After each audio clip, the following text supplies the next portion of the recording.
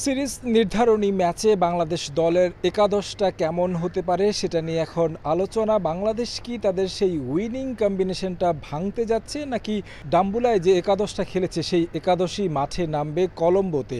Condition ভিন্ন, wicket ভিন্ন, তারপরও বাংলাদেশ চাইবে তাদের উইনিং কম্বিনেশনটা ধরে রাখতে। যদিও একটা বিষয় সবচেয়ে বেশি লক্ষণীয় এই সিরিজে আমরা যেমনটা দেখেছি, বিসিবি বিশেষ গুরুত্ব দিয়ে দেখছেন যে আসলে ওয়ার্কলোড ম্যানেজমেন্ট, যারা পেসার রয়েছেন তাদেরকে আসলে বিশ্রাম দিয়ে খেলানোর একটা টেন্ডেন্সি দেখা যাচ্ছে। কারণ ইনজুরির ধকলে বারবার কিন্তু অনেক তারকা ক্রিকেটার ছিটকে গেছে দল থেকে, যে বিষয়টির কারণেই কিন্তু বাংলাদেশ দল হয়তোবা এই জায়গাটায় বিশেষ গুরুত্ব দেবে।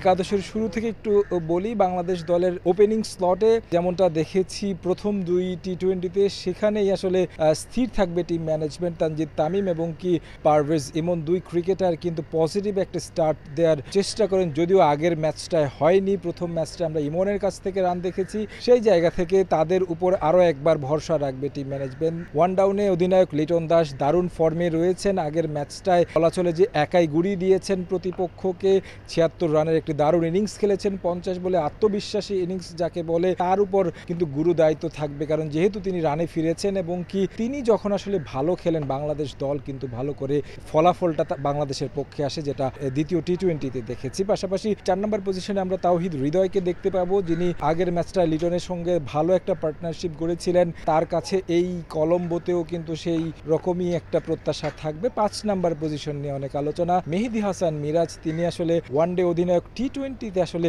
তিনি কতটা আসলে এই পজিশনে খেলার মতো জোৎসই, সে বিষয়টা নিয়ে কিন্তু অনেক কথা হচ্ছে।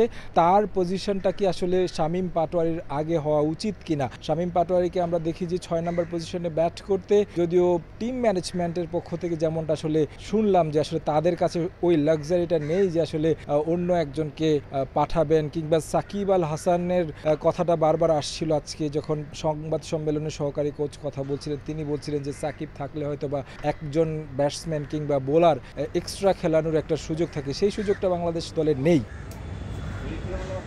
যে কারণে আসলে যেই কম্বিনেশনটা কিংবা যেই স্কোয়াডের যে প্লেয়াররা রয়েছেন তাদেরকে নিয়ে আসলে ভরসা করতে হয়। 6 নম্বর পজিশনে শামীমকে দেখবো, দারুণ ছন্দে রয়েছেন, আগের ম্যাচে দারুণ একটা ক্যামিও খেলেছেন। 7 নম্বর পজিশনে জাকের আলী অনিক, তিনিও ছন্দে রয়েছেন। 8 নম্বরে রিশাদকে দেখবো, 9, 10 এবং 11, এই তিনটা পজিশনে পেসার। এই পেসারদের মাঝে আসলে কারা থাকবেন সেটা হচ্ছে একটা বিষয়, কারণ পেসারদেরকে বিশ্রাম দিয়ে খেলানোর একটা প্রবণতা আমরা দেখছি টিম ম্যানেজমেন্টের। সেক্ষেত্রে তাসকিন আহমেদ কি কলম্বোতে ফিরবেন কিনা?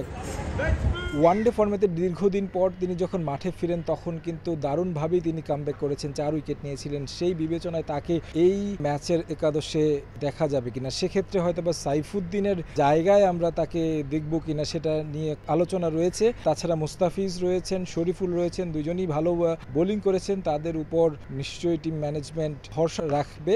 তবে বাংলাদেশ দল আসলে টিম ম্যানেজমেন্টের পক্ষ থেকে কিংবা ম্যাচ পূর্ব সংবাদ সম্মেলনে যেমনটা আসলে আমরা শুনেছি, সেখান থেকে আসলে ধারণা করা যায় বেশি গুরুত্ব দেওয়া হচ্ছে আসলে উইনিং কম্বিনেশনের উপর। তারপরেও আসলে ওয়ার্কলোড ম্যানেজমেন্টটা বিবেচনায় তাদের অবশ্যই থাকবে। তবে সেরা একাদশটা নিয়ে বাংলাদেশ মাঠে নামবে, সেইটার প্রত্যাশা টিম ম্যানেজমেন্টের এবং সবার প্রত্যাশা আসলে এখান থেকে জয় দিয়ে একটা সফরের সমাপ্তি হোক। তারেক হাসান শিমুল, সময় সংবাদ, কলম্বো, শ্রীলঙ্কা।